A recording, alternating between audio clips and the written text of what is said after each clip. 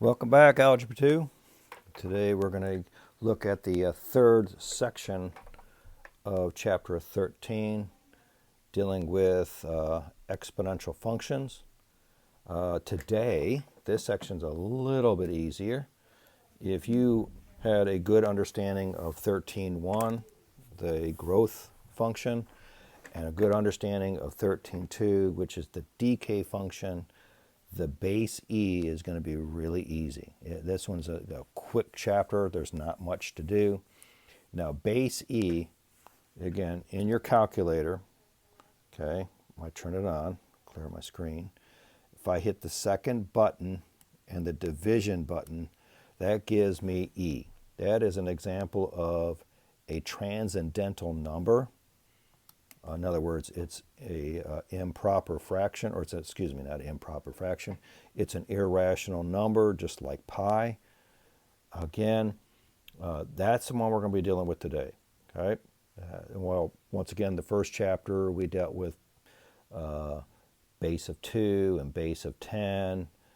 Now we're going to be looking at where our base is 0. All right. So everything we're going to do is just what we've been doing before. So here's our essential question. How is the graph of this transform function related to the parent function of e to the x? All right. Now, I really am not interested in the very top part of Explore. You can study that. I'm not really interested in that. You're not going to have to worry about that formula at the top. But what I like you to do is pause the video and go ahead and do Explore A through D. Actually, A through G. Now you should be able to do this, have no problem. All right, pause it and come on back. All right, you probably paused, you probably worked it out. So here is the Explore part. Once again, I am not interested in the top part. I'm just interested in the bottom part. So if you stop and do the problem here, here is the parent function that has a base of e, and they want us to take the base of, what it wants us to do here is they take e and raise it to the negative 10, e raise it, that's all you had to do. So you fill this in. Again, I just went ahead and did this myself. So you should probably got the same values. I just went to the nearest thousandth, okay? Then you were to take those points and plot them. So again, I did a rough sketch of this. Again, it looks almost like a growth function, does it not? Well, probably is. That's why. It's a growth function, but it has a base of e. Because later on, we're going to compare the this function right here, a base e, we're going to compare it to a base of 2 and a base of 10. All right. Once again, there's been a little bit of confusion with this notation on dealing with the domain and range. Once again, this is called set notation. I'm more into the interval notation, so interval notation I prefer. All right. So you probably noticed when you got the Bob, they'd use set notation. So here, once again, your domain, you can use any negative value up to negative infinity and any positive value up to infinity, okay? The range has to deal with what your output is. Again, you'll see that. All right, now let's go to the next page because I'm going to do a few examples of these. This is a very easy section. Letter D says, is the function increasing or decreasing? Well, I've already said it's an increasing function. Again, whenever you see that terminology, function, okay, you're looking at your y value. And you're going to see here, back in this diagram, as my x is approaching positive infinity, in other words, I'm getting a bigger and bigger and bigger value of x, and if I plug it into the function, my y value is going to go up this way. So that's why this is an example of an increasing function. The y value increases as my x, as I go from the negative side over towards the positive side, the y's increase. That's an increasing function. or you can just look at it, it has a positive slope. All right, next thing they talk about here is the y-intercept. You should already know how to find the y-intercept of any function. You let x become 0 in the function, and you find out what the y value is. And it's all calculator work. All right. Another point that can be used, this is a reference point for the parent function. Again, we already know if x is 0, y is 1. Well, if we let x is 1 into the function, we know our y value is going to be e. So this is all stuff that we've done before, so it really shouldn't be that difficult. All right, now, what I want you to do is I did the reflect, and they just wanted you to look at the relationship between three functions. One has a base of e, one has a base of 2, and one has a base of 3. And they want to ask you, what is the difference between these two? What is their relationship? Now again, to do that, they gave you a hit. So again, what they're asking you to sketch on a graph pipe, you don't need to. Just go to your calculator, go to the y equals, and plug in e to the x, 2 to the x, and 3 to the x, and graph it. And the whole purpose here is to let you to see the difference between the three. They all have the same type of shape, but you probably notice one is a little bit steeper than the other, okay? So like the 2 to the x one is the red line, and the blue one is the base of e. Again, you barely can't see it on my calculator, but that's the whole purpose of doing that part there, okay? All right, now, so here's what we'll do.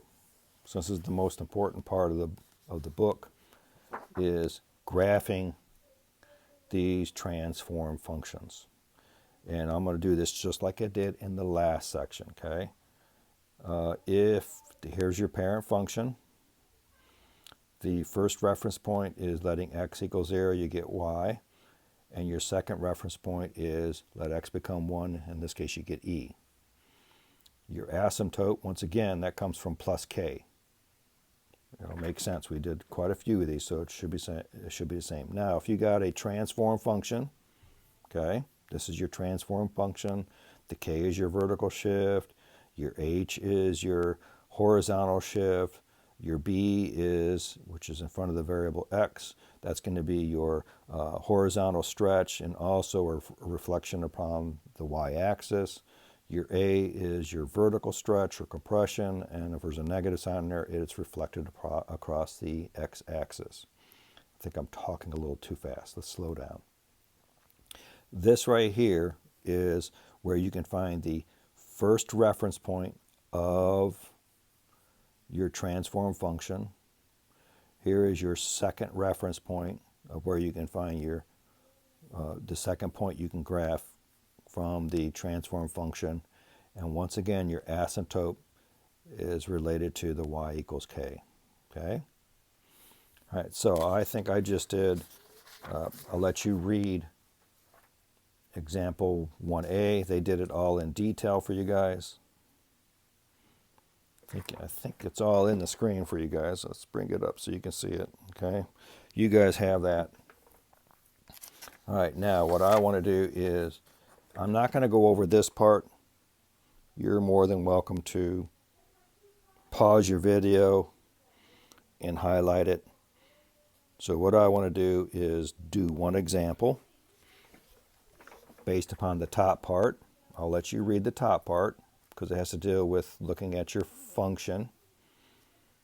All right. So I'm just going to go right at the bottom here and do an example. Here is our transform function. We know it's a base of e. Again, looking at it, we have a negative 1 times e raised to the x plus 2 subtracted by 3. Now to help you out, they do this exactly at the top of the page.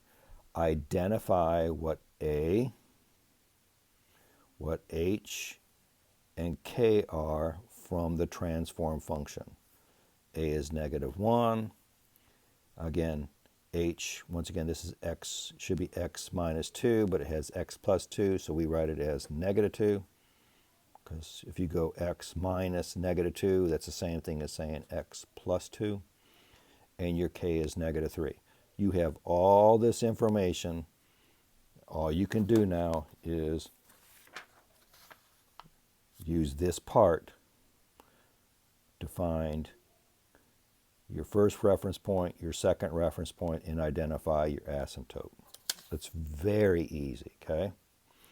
All right, so what I did is the first reference point is starting with h, which is negative 2. Again, I did it using this formula, but if you don't want to do it that way, you plug up here into your function negative 2 and solve for your y there. But all we have to now is we know a is negative 1 and we know k is negative 3, so negative 1 plus negative 3 is negative 4. So when x is negative 2, we will know the y value is negative 1. So if you see it, I graphed it. I'm saying this stuff is very simple. We've been doing this all year.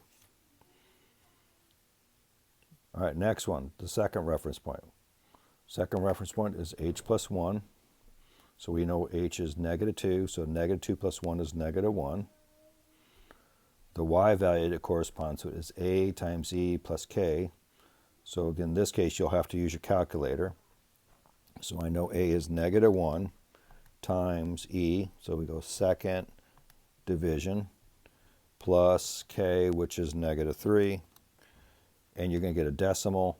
All you got to do is round it up to the nearest hundredth, or even the nearest tenth, it doesn't matter. So when you see when x is negative 1, we know y is going to be negative 5.72. Again, k is negative 3, so y equals k is your horizontal asymptote. So again, I went through k equal y equals negative 3. That is my vertical horizontal asymptote. Again, the domain, it's a exponential function, so I can plug any value of x into it. I can go, and next thing is my range is based upon what the k is, down to negative infinity. Are you with me? All right, now, if I wanted to go and do a little bit more analysis, okay, you're going to see here, this from the parent function is going to shift down 3 units. See how it's shifted down 3 units? And also it shifted left 2 units.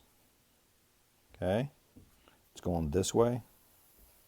Moved left 2 units. And this negative 1 tells me there's no vertical stretch.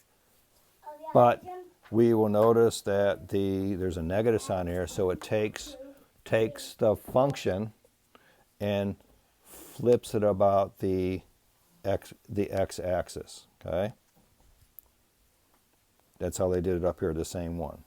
So again, if you follow these 2 problems, you're going to have no problem doing these, okay? Now again, going back, this is the base of E.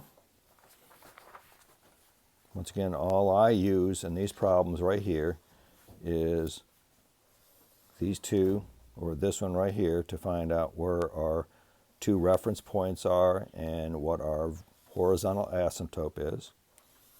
Not that difficult. Just take the problem, identify everything in there, the A, the H, and the K, and you guys can do the rest. Now, I think you guys will be able to do, you'll be able to handle this. So that's all I'm going to talk about today. I'm not going to do any more examples because by now you should be able to graph transform functions. So that is section 13-3. All right, I got a few homework problems for you to work out. I want you guys to go ahead and try that. And once again, if you need any help, you got to let me know. Catch you later.